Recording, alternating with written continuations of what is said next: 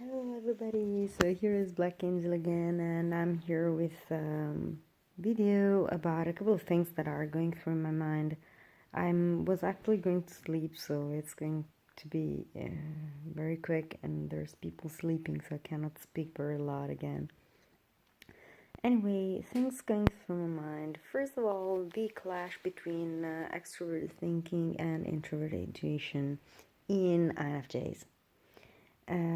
Or sin from INFJ's point of view. Anyway, what I'm trying to talk about here is something that I see happening a lot out there, and it's somewhere in between a clash between extroverted thinking and introverted intuition, and extroverted thinking and extroverted feeling. So there's this thing there that is happening. Well, there's one thing that I said in one video that I stand with that. I stick with that.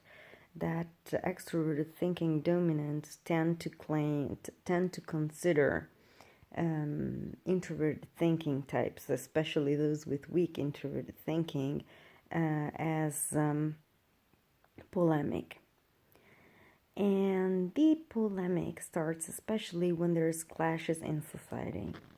So, for example, a bunch of people start quarreling about something, and there's an ESTJ and an INFJ involved. The discussion is going to be about who is guilty of having started this discussion. So, for the INFJ, who's guilty doesn't matter. But that's barely the issue. I just wanted to point that out. For the INFJ, who's guilty doesn't matter. For the ESTJ, who's guilty is the top priority. So the discussion is going to go in this direction, that the INFJ is probably the person that started shouting first. Or one person acts. Let's say there was an ISTP, and the ISTP started screaming like a banshee. And he got angry and started yelling. So the INFJ is going to say it wasn't the ISTP that started the fight. He only answered to provocation. Whereas the ESTJ is going to say, no, the ISTP started the quarrel. And you're being polemic. The reason why there is this kind of clash between these two types, and it's not just these two. I could have said an ENFJ and an ESFP or something, whatever, but it's more likely with an INFJ involved. The problem there is that the INFJ in that case is seeing the emotional currents, whereas the ESTJ is looking at facts, raw facts. So raw facts do not involve, and I don't know for what the hell of a reason, but raw facts do not involve the provocation. I think it is because provoking others is a very emotional thing. It happens from an emotional point of view. So if you say something that is going to trigger another, the triggering is going to be emotional.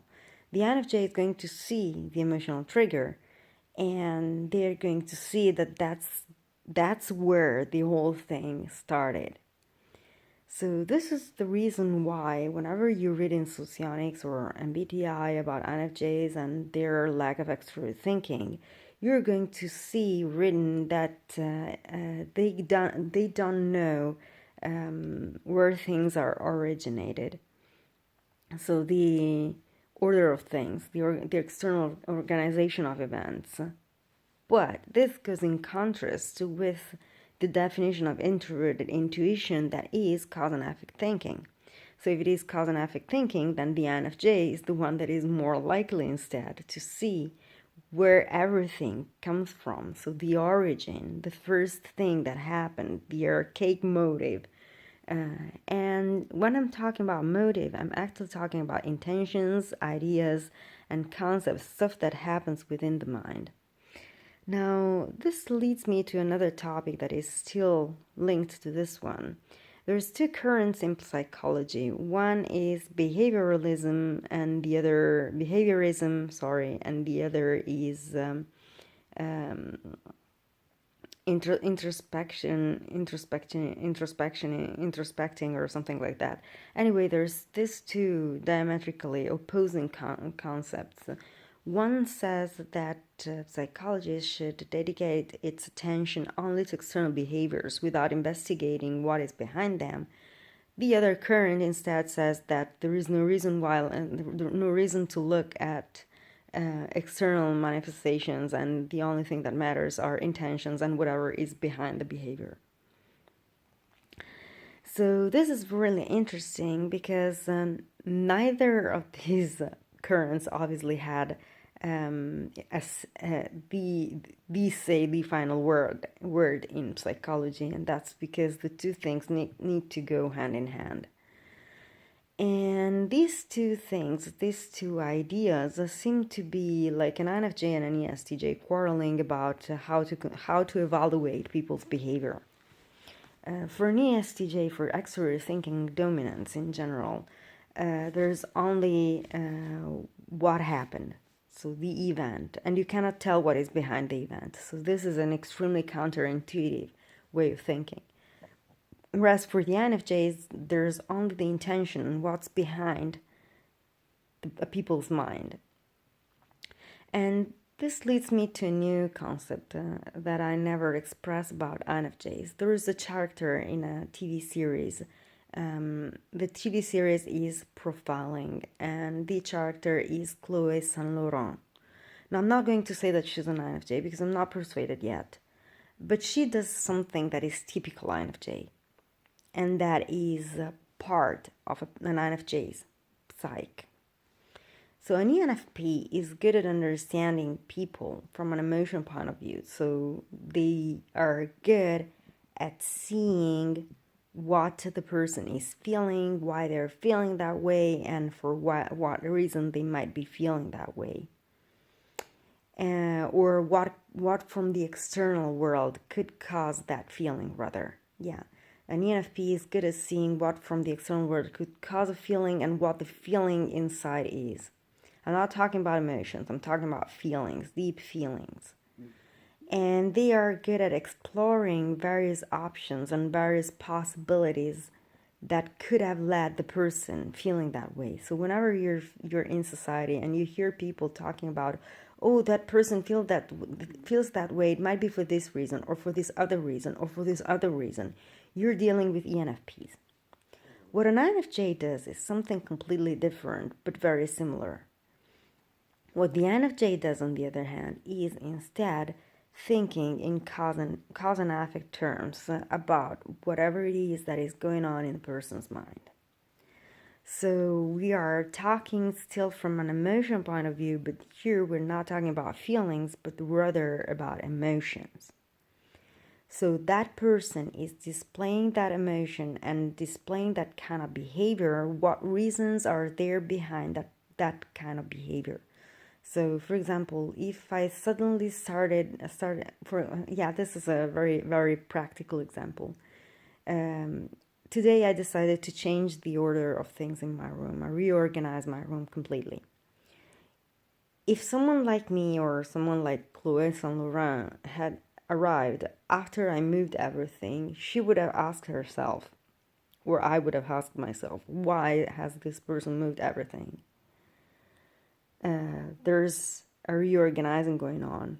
Maybe she's stressed. No, that's not an option, because stress is not the reason why that specific person would have moved things around the room. So what else could it be? She's preparing exams. So I know that she's preparing exams and she's stressed for exams, and that makes sense, but that's not a reason enough for this kind of person to move furniture around. I'm talking about myself, so I know what I'm talking about. Anyway, moving on, the final answer would have been what actually was the truth, that I moved everything around because the organization in my room as it was not practical for me to keep going around, to keep preparing exams. I needed a roughly better organization for me. So that's why I moved everything around and I reorganized my room, roughly. Because it's not really reorganized, but anyway, yeah. This is something that I do every time that I do make videos explaining profiles and explaining what people think and how the profiles actually work. So there's a work behind it that tells the person why is this person moving that way, why is this person behaving that specific way. One example, my ISTJ uncle on last Sunday was extremely upset because my grandmother was said she was cold. So introverted sensing, let's remember, introverted sensing focuses on the subjective sensation and this subjective feeling or whatever it is that is environmental, like weather, colder, hot, or whatever the case may be. So my grandma was cold. For my ISTJ uncle, it was a big problem. And what happened was that I heard my father and my uncle kind of fight against each other. They were kind of yelling and they were extremely aggressive against each other. And the problem there was that my uncle couldn't stand the idea of my grandma being cold in her house, whereas my father was looking at the temperature and saying it's 22 degrees, it's already too hot. So that was the clash. So in that kind of situation, what I do is wondering why my uncle was feeling so distressed. The reason why my uncle was feeling so distressed, being an introvert, is likely to be assessed with introverted sensing. And the reason why it needs to be assessed with introverted sensing is that he was displaying an extreme discomfort, physical discomfort, which mirrored the ideal discomfort that my grandma could have felt if she was really cold, which I don't know. But anyway, she said so we take it that it was true. Elderly people are tricky in a lot of ways. Anyway, my uncle was sure that was the truth, and he was displaying the distress, not emotionally speaking, so he was not displaying emotions, but it was visible that he was in a state of distress for this coldness that my grandma was feeling. And that means that he was in some way feeling the cold within himself. He was in some way empathizing. It's not empathizing when it's about sensation, but it's easier to understand that way. He was feeling the cold. He was feeling cold himself in some way. It's like he was feeling the same thing that my grandmother would be feeling if she had been truly cold, assuming that she was truly cold. And that feeling for him was an extreme discomfort. It's something that he himself cannot stand, and therefore he needed to fix it for others. So that's how an ISTJ actually works. So they have this, whenever they spot a potential physical distress, or actually what to them is an actual and a present physical distress, they automatically start leaving whatever it is that they lived in the past that caused them that feeling, and therefore the past feeling becomes here and now, and they automatically act upon it. So they basically work on past experience of physical sensation. So this is how I build my videos. This is how I understand people. This is what I do, and the kind of work that I make to figure out things. And this is why I laugh like crazy when someone tells me that I'm narrow-minded, because I see a lot of people out there that have no fucking clue what the hell other people are thinking, and I have never met anyone actually doing the kind of job that I do with every single person I cross on my path to understand what the hell is going on in their mind, why they're thinking that way. And I make a lot of effort. I make a huge effort to understand everything that goes on in everybody's mind. And then I had to hear people telling me that I'm narrow-minded. That's extremely funny, because that's the person projecting their narrow-mindedness on me. No, it doesn't bother me in any possible way. It's actually something that I find extremely funny. Anyway, yeah. This is something that I've been thinking about a lot recently, and that's because this kind of thing is not described in the theory, and I don't understand why. Because if you watch movies, characters like Chloe Saint Laurent are actually based on MBTI. There's a lot of movies and a lot of TV series that base their characters on MBTI. And this character specifically is based on an hypothetical INFJ. Again, I'm not sure they did it right. But anyway, that's the idea. There's an ESTJ that she describes as an ESTJ at some point in it's the third series, third episode. At some point, she describes someone as an ESTJ, and he falls exactly in the description of my video, by the way. This character. Anyway, yeah. I've been thinking about this quite a lot because this specific behavior of INFJs, this trait of INFJs, is not explained very well. And there's not much about it actually online.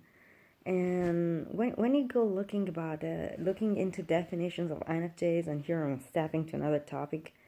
When you go looking into definitions of INFJs, what you see is basically this porcelain doll that doesn't have any awareness of the world around her or him whatsoever. It looks like they are incapable of living in some way, like they need machines to keep them alive and someone to care for them, because otherwise they cannot survive.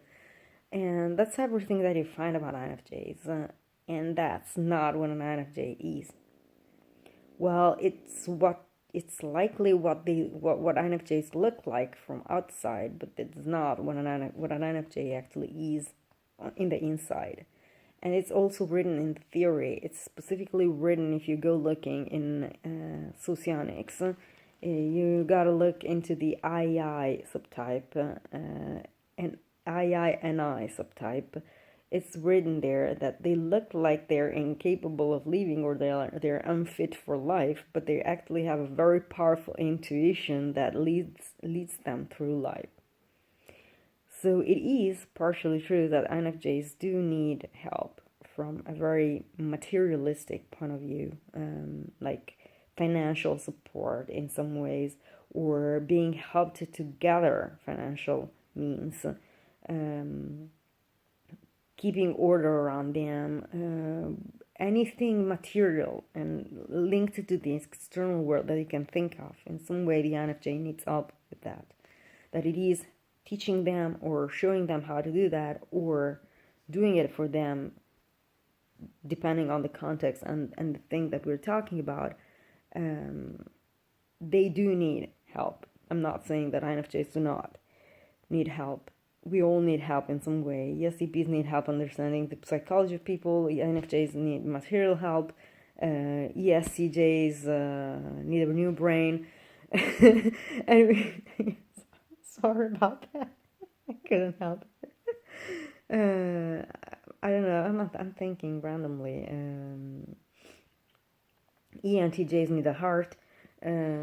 So everybody needs something, and INFJs need material help, but that doesn't mean that they are unfit for life.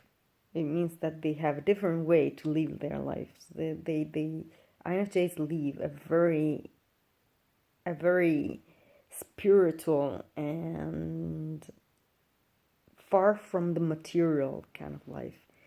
To understand an INFJ, you need to think like living in a world that doesn't have a physical side. So everything is not material, and everything material around them is kind of fading away in some way. It's not really there. I'm not talking about the psychiatric condition. I'm talking about a feeling, a very, very, very, very soft feeling of this kind. So they are obviously aware that the physical world is physical, and they do feel the physical world as physical, but there is this slight sense of things fading away and not really being there. An INFJ is the kind of person that can reach to the point of questioning the reality around them. That's what an INFJ could do, questioning the reality around them. That's where they need the ESCP to help them, to bring them to the real world, because they do feel the need of the real world existing, but at the same time, they can philosophize things to the point of destroying everything material and making life only spiritual. INFJs have a very deep and very strong spiritual side. I'm going to talk spiritual. I'm not talking about spirituality in a religious sense. I'm talking about the non-material, the everything that is related to what religion defines the soul. But anyway, the side of the person that is not physical, the psyche, but not the psyche, because the psyche is already connected to the brain, so there is something material there. So we're talking extremely abstract. The INFJ lives in a completely abstract world that is made of emotional atmospheres and emotional environments, and these abstract presences that are only spiritual, not physical. An INFJ can recognize a person from their inner side rather than on their physical appearance. This is something that is extremely odd about INFJs. So an INFJ has the superpower to recognize someone that has 3 different accounts, 3 different fake accounts, but she may not recognize a person when she crosses them on the street because they're not looking with their eyes. So the INFJ looks with the mind, not with the eyes. That's something that the theory doesn't say, but I think it should be written there, because every character that they build on the INFJ description is made this way, and that's because the INFJ is made this way. Anyway, then I just wanted to share a couple of thoughts that were crossing my mind. I think I will put this video in the MBTI section with random MBTI thoughts written on it. And I will close this here, and I will talk to you soon. Bye.